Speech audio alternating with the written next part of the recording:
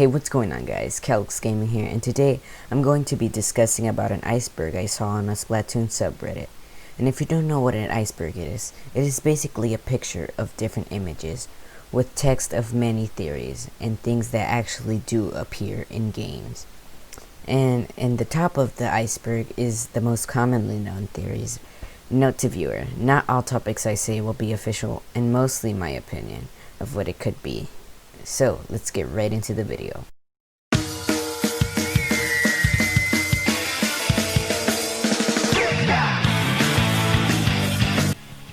Tip of the iceberg. Callie and Marie wave. This is a commonly known fact that if you stare at Callie and Marie for a short period of time, they would wave at you. So there's not much to be said about this. Moving on. Sunken Scrolls lore. The sunken scrolls are found in many places, going from killing the bosses to finding them randomly. In the scrolls, they have many texts and mostly Inkling history, so that you can know why they do this and why Inklings are at war with octolings. Flying Zapfish.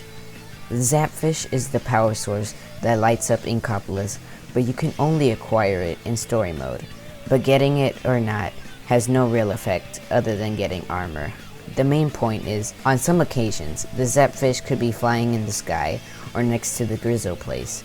You can also find it in a level when the game is about to finish in Splatoon 1. Inkling Skull Bandana. I don't really know much about this one. The only thing I could find close to a theory is that they are supposedly made for human heads, but not much is known about this one. Pearl and Marina notice you. There are two possibilities.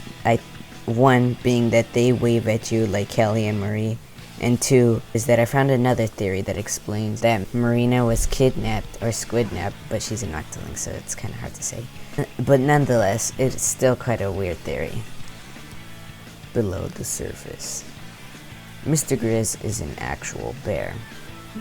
This one is something that has crossed my mind before, but I don't think it is true. I think the reason people thought he could be a bear is because the speaker / walkie-talkie kind of thing he uses is in the shape of a bear. But who knows, maybe others survived the flood like Judd, so he could possibly be a bear. Rocket Game Mode.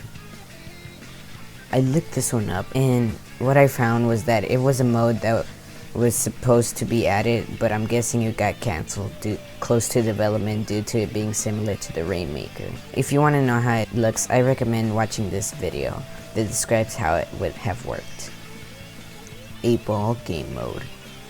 This is just like the Rocket Game Mode, but with an 8-ball that you can shoot and move around and try to get it in the opposing side, and was most likely cut because it's similar to the Towers game. Moving on. Murch is Spike's son. Murch and Spike are characters that you can find in Inkopolis and scramble your armor to random power-ups and use super sea snails that have a close resemblance to a mushroom from Mario. But regarding this theory, it never says that they are related or have family, but who knows, they could be. Both can be found in Splatoon 2. Baby Judd is a clone. Baby Judd is a character in Splatoon 2 that is like Judd, but is just a mini version, and is usually on your side when playing games online. But regarding him being a clone, I believe this is actually true, and it says in a Splatoon Wikipedia, so I think he is actually a clone. Octolings are mind controlled. This could be true, but not so true. In Splatoon 2, single player mode, Callie is mind controlled by DJ Octavio, and it wouldn't be so surprising he could have affected other octolings. And to further prove this, in Octo expansion, your character is actually a good character.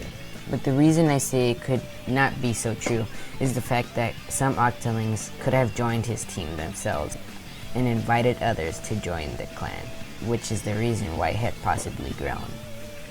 Bottom of the iceberg. Hidden sea cucumbers. This isn't much of a theory, and it is true there are actual hidden sea cucumber Easter eggs. By the way, the cucumbers are like the cabin. Splatoon 1 apartments.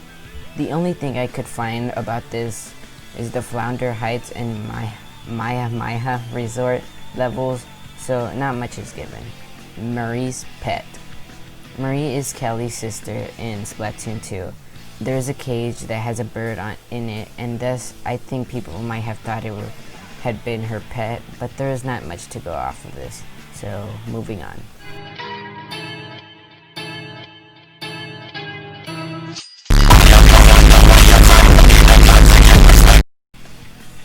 Octo Expansion Extended Final Boss Dialogue. I looked in a lot of places and found nothing about an extended dialogue.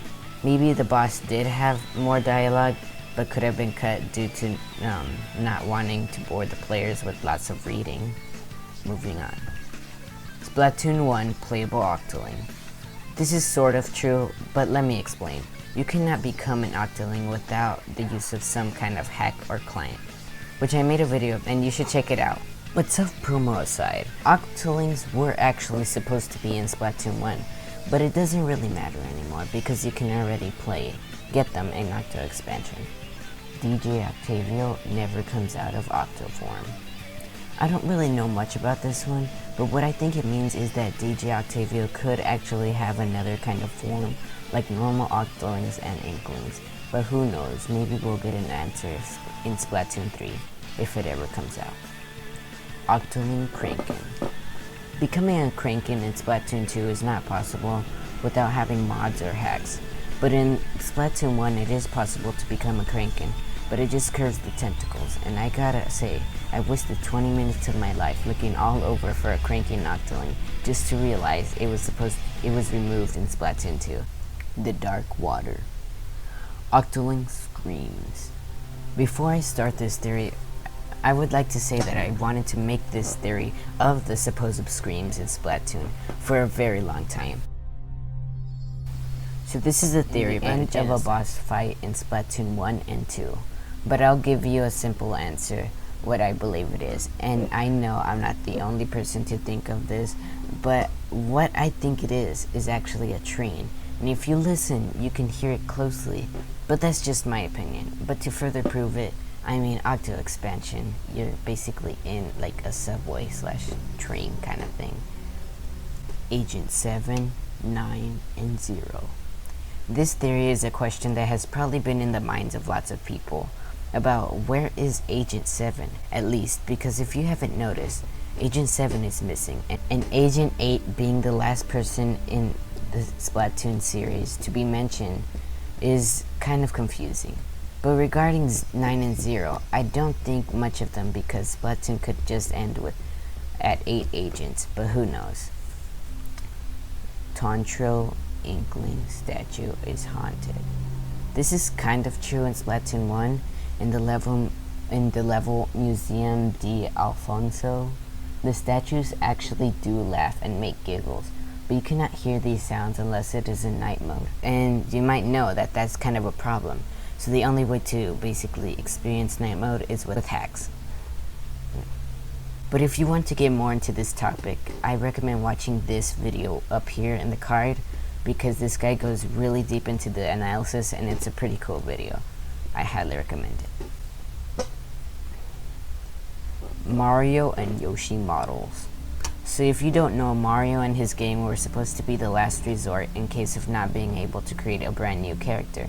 And I'm kind of glad they did, because now it has its own storyline, which is cool. I kind of like that it has its own like plot and series, which is awesome. But aside from that, let's move on.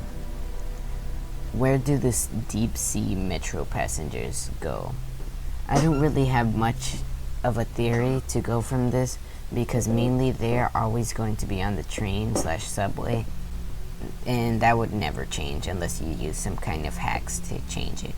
But you could make your own story of what they probably do in their personal life, but I honestly don't really have a care about it, so let's move on. The Abyss. Tartar has a human brain.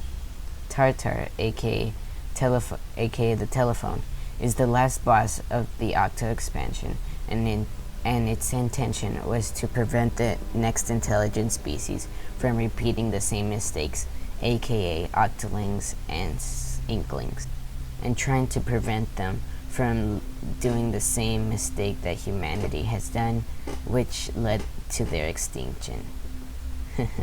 So, AI. Yep. Right. Moving on. Immortal Inklings.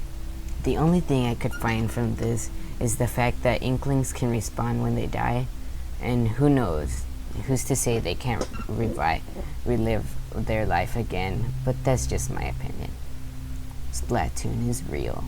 I could not find anything about this, and the only thing I could think of is a sunken scroll that has a skeleton of someone with a Wii U moving on it, but with the Wii U. Moving on. Companions are simulations. I still could not find anything of a simulation and a companion. The only thing I could think of is the people who are there at the beginning, aka like Captain Cuttlefish and etc. But they are the only people that I could think of companions, so I don't really have much to go off of this theory. Thank you all for watching this Splatoon iceberg. If you know any theories I missed, or you think I did something wrong, feel free to leave a comment about it. But yeah, if you stayed to the end, thank you all for watching. If you enjoyed this video, please like and subscribe. And if you want to see more videos like this, then leave a comment about it. And also, the original link of the post will be in the description. So if you want to check it out, go ahead. But yeah, thank you all for watching, and I'll see you all in my next video. Take care.